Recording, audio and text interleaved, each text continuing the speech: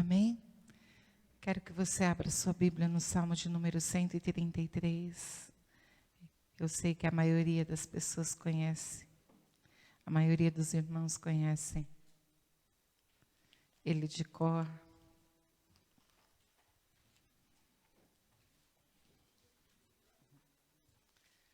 Se você não trouxe Bíblia, você pode pôr aí, Gu? Por favor.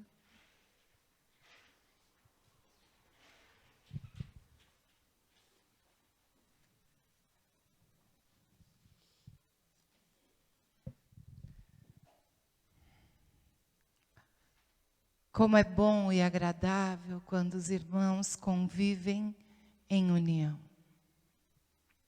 É como óleo precioso derramado sobre a cabeça, que desce pela barba, a barba de Arão, até a gola das suas vestes. É como orvalho do Hermon que desce sobre os montes de Sião. Ali o Senhor concede a bênção da vida para sempre. Feche os seus olhos mais uma vez, fale com o Senhor, peça a Ele que fale com você nessa noite. Pai de amor, em nome de Jesus, nós esvaziamos toda a nossa preocupação diante de Ti, e queremos, ó Deus, receber de Ti a nossa porção. Fala conosco nessa noite, ajuda-nos, ó Deus, a compreender a Tua palavra, é o que nós oramos em nome de Jesus. Amém. Antes de começar a mensagem, eu queria só localizar você nesse texto. Esse texto é um cântico, Salmos, para quem não sabe, é a harpa cristã do povo do hebreu, né? São músicas que eles cantam. E o Salmo de número 133 é um salmo de peregrinação, ou dos romeiros. Quem já ouviu falar de romeiro aqui, povo que junta uma galera e vai lá para Nossa Senhora, como chama? Aparecida do Norte, lá fazer os seus cultos. Era assim que acontecia com esse povo. Eles saíam em romaria até Jerusalém para louvar ao Senhor, para agradecer ao Senhor, e até o templo para cantar, para fazer seus cultos, seus sacrifícios. Então, acho que desde o Salmo 130 até o 150, é tudo cânticos de romaria, ou de peregrinação, como você preferir. As pessoas que estavam fora da cidade iam para lá.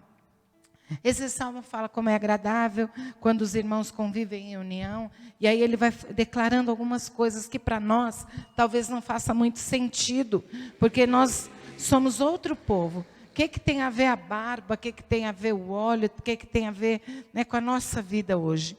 Acontece que Arão era a maior patente espiritual do país deles, lá do povo hebreu. Ele era o sumo sacerdote, o homem conhecido como a autoridade espiritual maior da sua cidade. Ele é citado nesse texto. E ele diz que a unidade entre os irmãos, a união entre os irmãos, então é como esse óleo significa o quê? Unção, presença de Deus, né? Então, esse óleo que desce sobre a barba. Um dia eu vou falar sobre a barba aqui, o que significava para os hebreus a barba. Quanto mais comprida a barba era, quanto mais relevante ela era no rosto de alguém, aquilo significava sabedoria para aquele povo. Então, quanto maior era a barba daquele povo, maior era a sabedoria também. Então, ele fala de barba, ele fala de óleo, ele fala de bênção, ele fala de orvalho. A Bíblia diz, o Monte Hermon era um monte muito alto, um monte muito alto que tem ainda lá em Israel. E lá ele neva de noite, lá no alto, porque vocês sabem que Israel é deserto, né? Então, lá em cima neva, e de noite, de dia, quando o sol bate, então vem aquela aguinha. E acontece que, como ali é deserto, aquela aguinha vai molhando toda a terra, vai deixando a terra fértil. E aí ele faz uma comparação, que a união entre o povo de Deus, ela é tão agradável quanto esse orvalho que desce. A hora que o sol está escaldante, aquela aguinha vai descendo, vai molhando a terra, e isso é precioso. E eu queria falar hoje à noite um pouquinho a respeito da unidade. Que a unidade entre nós, entre os irmãos, além de ser preciosa, ela tem muitos benefícios para nós. E eu queria conversar hoje à noite um pouquinho sobre isso com você. Primeiro, a gente precisa entender o que significa unidade. O dicionário diz que unidade é a qualidade do que não pode ser dividido. O que não pode ser dividido é um único. E quando a gente pensa nisso, quando ele diz que essa unidade, como é bom, como é agradável, como é gostoso, como é precioso, que as pessoas, o povo de Deus viva unido, junto, ande junto, caminhando no mesmo caminho, tendo os mesmos pensamentos, fazendo as mesmas coisas, com o mesmo propósito, estando juntos. Ele diz que isso é precioso e que isso traz a bênção, quando ele diz assim, ali onde há essa unidade, ali o Senhor ordena a bênção. Eu tenho falado aqui centenas de vezes, você que é dessa igreja sabe que eu falo isso direto. Você não precisa fazer campanha para ter bênção. Você não precisa fazer 7 dias para ter bênção.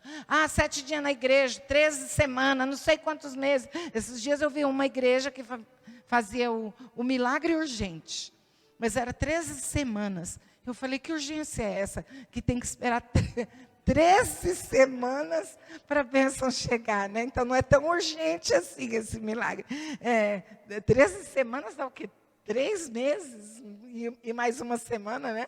Pois é. Então, nós não precisamos de nada disso, porque a palavra de Deus, ela diz que se eu buscar em primeiro lugar o reino de Deus, todas as outras coisas me serão acrescentadas. Deuteronômio diz que todas as bênçãos me seguirão se eu obedecer a Cristo. Então, o segredo não é você fazer campanha, não é você viver na igreja, não é você viver no jejum, na oração. Claro que tudo isso é necessário, eu não estou descartando, você pode fazer e até deve fazer, mas não é isso o que vai fazer com que nós sejamos abençoados. São princípios que não podem ser quebrados. E um dos princípios que a palavra de Deus está dizendo, que para que eu viva a bênção do Senhor, é que eu viva em unidade.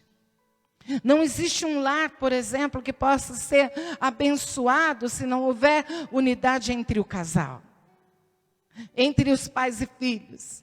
Se viver cada um caminhando para um lado, um caminhando para o outro, um tendo um pensamento, um fazendo outra coisa. Há um ditado árabe que eu gosto muito, ele diz, 2 locomotivas não puxam um trem, né? Se tem um indo para um lado, outro indo para o outro, para onde é que esse trem vai? Não dá para. Então, tem que haver unidade dentro do lar, dentro da igreja, dentro da casa, dentro de tudo. O segredo de ter a bênção do Senhor, a Bíblia diz que Deus dá ordem à bênção. Ele diz, ali o Senhor ordena a bênção. Ele dá ordem à bênção para estar naquele lugar, se por acaso eu estiver em unidade. Essa é a vontade de Deus, e eu vou falar para você algumas coisas a respeito disso, que são importantes para nós. Quando Deus fez o homem e a mulher, Ele disse assim, Gênesis 1:26, diz assim, façamos. Ele não disse, eu vou fazer. Ele diz, façamos. Façamos quem? O Pai, o Filho e o Espírito Santo. Deus poderia ter dito, eu vou fazer. Porque Ele é Deus, Ele pode fazer. Mas Ele preferiu usar a expressão, façamos. Porque dentro da igreja de Jesus Cristo, dentro das coisas do reino, não existe eu, existe o nós. Somos nós que fazemos todas as coisas. A igreja aqui vai fazer 11 anos e não tem Mauro e Roseli, ou Mauro ou Roseli que fez alguma coisa. Fomos nós, todos juntos, no mesmo pensamento, no mesmo projeto, no mesmo sonho, numa mesma vontade. E aí fomos nós que fizemos aquilo que estava no coração de Deus. E foi feito através de nós. Não existe nada aqui que é feito através do eu. O eu não existe no meio da unidade de Deus. Aonde o Senhor ordena a bênção, não pode haver o eu, tem que haver o nós. Somos nós, e Deus mesmo usou desse princípio. Ele não fez o homem sozinho, Ele quis o nós. Ele diz: façamos, eu, o Pai, o Filho e o Espírito, nós vamos fazer juntos. E aí Ele faz um homem e faz uma mulher, e quando Ele faz um homem e uma mulher, Ele diz: olha, a hora que vocês se unirem e se tornarem em um, vocês poderão multiplicar.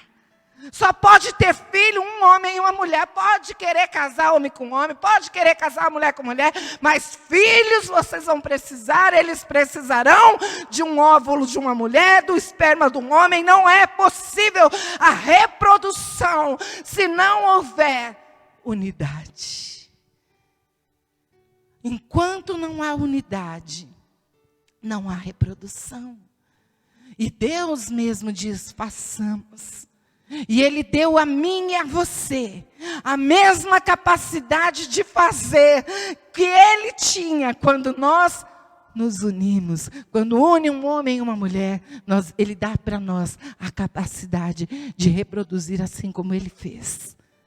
Isso não é lindo? Você pode dar um amém, pelo amor de Deus? Isso é muito maravilhoso de saber que na unidade nós podemos reproduzir. E essa é a vontade de Deus para nós. Jesus, depois de ter feito o sermão ali, junto com os seus discípulos, ele dá as últimas orientações. Você vai ler isso em João capítulo 13 em diante. Ele vai falando tudo que eram as suas últimas palavras aqui na terra. Ele foi falando aos seus discípulos, aos 12, o que ia acontecer, o que Ele esperava dos discípulos, o que estava por vir. Ele vai falando, e uma das coisas que Ele fala em João capítulo 17, Ele diz: eu vou orar agora, eu vou orar por vocês. E Ele começa a orar pelos seus discípulos ali, pelos 12, e Ele diz: Senhor, mas eu não oro só por eles, eu oro por todos aqueles que crerão em mim. E a oração de Jesus foi por mim e por você, que nós fôssemos um. Assim como Ele e o Pai eram um. Então há necessidade da gente se encontrar mesmo, da gente ser um, da gente olhar as nossas diferenças e saber que as nossas diferenças nos fazem melhor. Você sabe que eu falo: meu Deus, como o Senhor é bem-humorado quando une um casal, porque não é possível que Deus pegue duas pessoas tão diferentes e coloque numa mesma casa e fale: se vira aí, vocês dois, vão se ajeitando aí, vão se encontrando aí. E aí pegam duas pessoas tão diferentes. Por quê? Porque dois diferentes se encaixam. Eles podem se encaixar. O que me falta sobra nele, o que falta nele sobra em mim. E aí a gente vai se encontrando. É esse o desejo de Deus, que apesar das nossas diferenças, daquilo que nós somos de diferentes, nós possamos nos encontrar. O teu dom não é o meu dom não é o seu dom. E por que Deus faz assim? Justamente para que todos nós sejamos um dentro da igreja. Eu já contei para vocês aqui, um dia eu estava revoltada em casa, porque todo mundo fala assim: o fulano lá pecou, o sujeito lá caiu em adultério. Aí qual é a conversa? Os crentes. Não é assim? Ninguém fala os macumbeiros, os católicos, os espíritas, os muçulmanos. Não, ninguém fala. Você nunca escutou essa expressão. Olha lá os muçulmanos. Não, você vai escutar sempre o quê? Olha lá os crentes. Não é assim? Estou mentindo?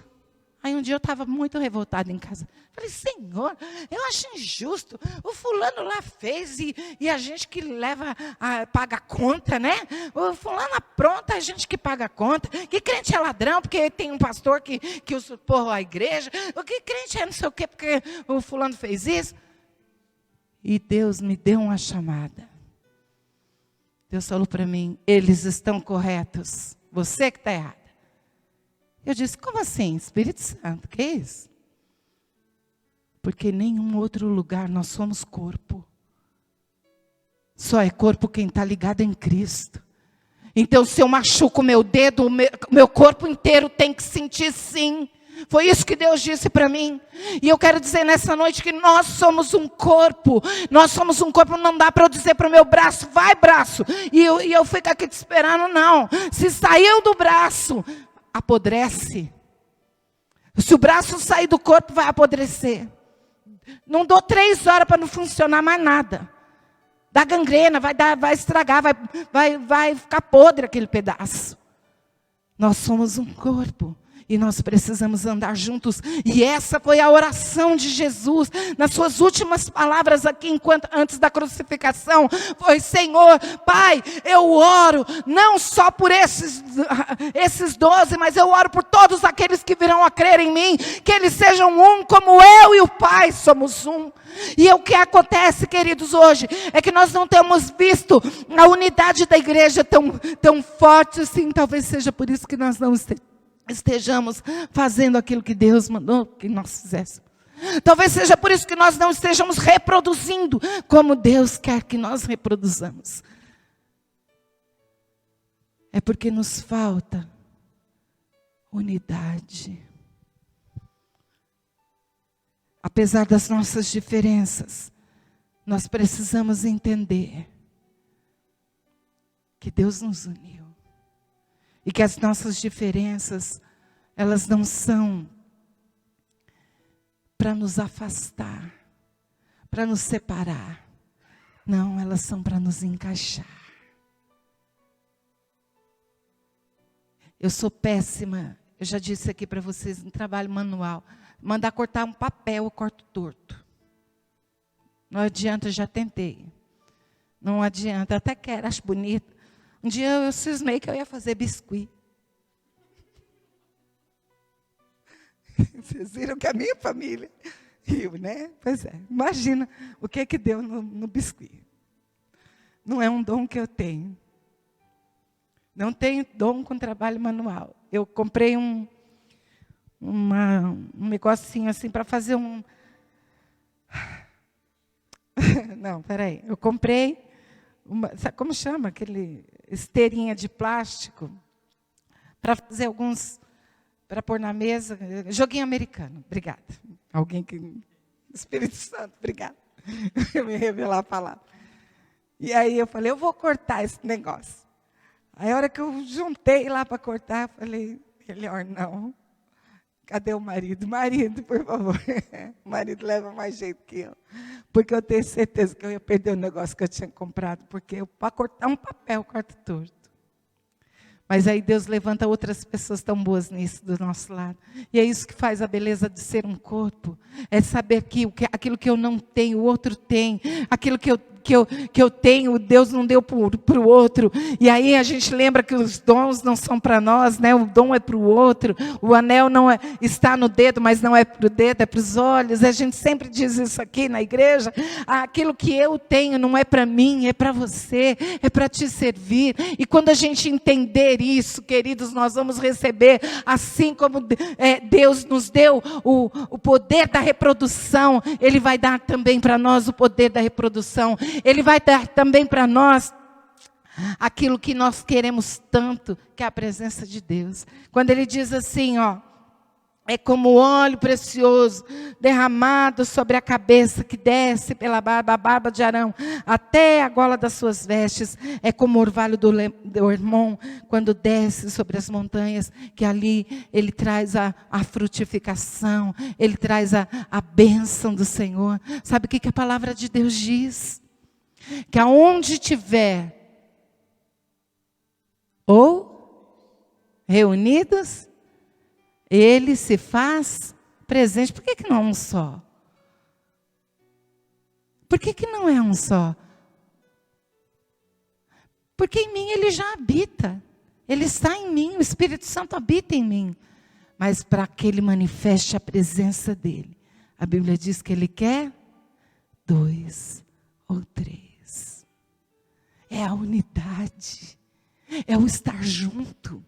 É um trabalhar em função do outro, na ajuda do outro.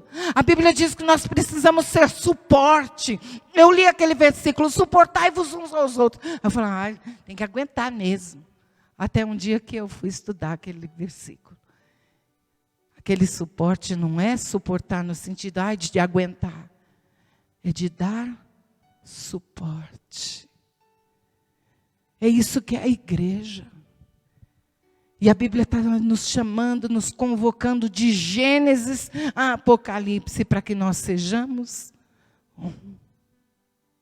Para que a gente esteja junto. Para que a gente se una, para que a gente trabalhe em sinergia. O que é isso? É empurrando todo mundo para o mesmo lugar, é trabalhando junto, é olhando, é valorizando o outro, o dom do outro, o jeito do outro, a maneira do outro. Eu falo assim, né? Não sei se vocês já perceberam, que eu falo assim. Eu penso que se amarrar minhas mãos, eu paro de falar. Porque são dois membros que estão interligados, a mão e a boca, gente. Mas pensa num negócio que eu acho bonito, aquelas mulheres estão assim, delicadas, que falam baixo. Pensa que eu admiro. Pensa que eu olho para uma mulher e falo, tudo que eu queria era ser assim, tão delicadinha, tão bonitinha. Tão doce. Meu marido disse hoje para mim, delicada como uma bazuca. Não foi? Delicada como uma bazuca. Era tudo que eu queria ser, só o delicado, mas a bazuca tinha que estar junto. Eu admiro, mas não sou. Mas que eu acho lindo, eu acho. E graças a Deus, que Deus fez todo mundo diferente, um diferente do outro. Porque é isso que vai fazer a beleza do relacionamento. Já pensou todo mundo falando junto? Ai, todo mundo conversando e gesticulando e falando alto. Ou então, todo mundo falando baixinho. Que ambiente. Não sei, ia falar, tá, é velório. Todo mundo falando baixinho. Eu vim aqui nessa noite para dizer para você que vamos valorizar o diferente. Vamos valorizar o dom do outro, o jeito do outro. E vamos caminhar juntos, que a diferença que existe entre você e eu não nos separe, ao contrário, nos una, para que a gente seja forte, para que naquilo que eu não posso, você pode, naquilo que você não pode, eu posso. E aí nós vamos caminhando junto, nós vamos crescendo junto, nós vamos reproduzindo junto, nós vamos fazendo coisas grandes juntos. E quando a gente pensar, ali o Senhor vai ordenar a sua bênção para sempre. Não é por um dia, não é por uma hora, é para sempre. Você sendo abençoado em tudo aquilo que você faz, por onde você anda, onde você vai, a bênção do Senhor vai atrás de você, porque você não fica rancoroso, você não fica envenenado, porque a palavra de Deus diz que aquela raiz de amargura nos envenena. Perdoe e ande junto apesar das diferenças. Faça isso na sua casa. Pense que a diferença do outro é para te completar e não para te separar. É para completar. É bom, é agradável que a gente conviva em união, que a gente esteja junto, apesar das nossas diferenças, apesar daquilo que eu não tenho, que talvez até te irrite um pouco. Puxa, essa mulher podia falar menos, essa mulher podia ser diferente. Suporte, porque a palavra de Deus diz que quando eu faço isso, ali, naquele momento, o Senhor ordena a sua bênção para sempre. Vamos ficar de pé. Ele diz que se nós estamos reunidos no nome dEle, Ele se faz presente. E Ele está aqui nessa hora. Talvez você precise rever a unidade lá na sua casa. Ou talvez você precise rever a unidade na igreja. Com seu esposo, com a sua filha, com seu filho. Porque se nós queremos ser abençoados, a Bíblia diz, é um princípio isso. Viva em união. Amém? Feche os seus olhos, ore enquanto o pastor canta. Não quero viver para mim mesmo, eu quero servir e o amar, irmão, compartilhar e dividir tudo que tenho com você. O meu amor, meu coração, meu lar e até o pão. O amor é maior e em Jesus eu e você somos um. Eu quero ser uma bênção para você, o aceitando assim como é, pois a vontade de Deus revelada em Jesus é que sejamos um. Eu quero ser uma bênção para você, o aceitando assim como é, pois a vontade de Deus revelada em Jesus é que sejamos um. Quero ouvir vocês, eu quero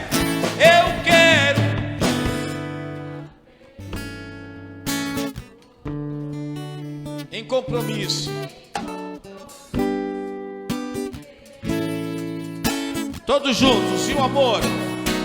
O amor é dom de Deus para sempre vos dizer. Em Jesus eu amo você. Eu quero ser uma bênção para você, em compromisso e dedicação. O amor é dom de Deus para sempre vos dizer. Em Jesus eu amo você. Em Jesus, em Jesus eu amo você. Em Jesus eu amo você.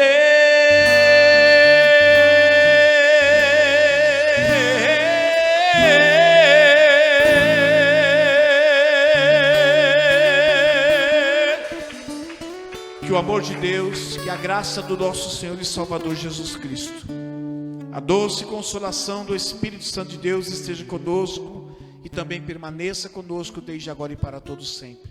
Que o Senhor te abençoe e te guarde. Que o Senhor faça resplandecer o seu rosto sobre ti e te conceda graça. Que o Senhor volte para ti o seu rosto e te dê a paz. Seja uma bênção na sua casa, no seu trabalho, sejamos um para a glória do Senhor. Deus abençoe. Obrigado, meus irmãos, mais uma vez por estar aqui conosco. Obrigado, Vânia, mais uma vez por estar aqui conosco, viu? Sempre.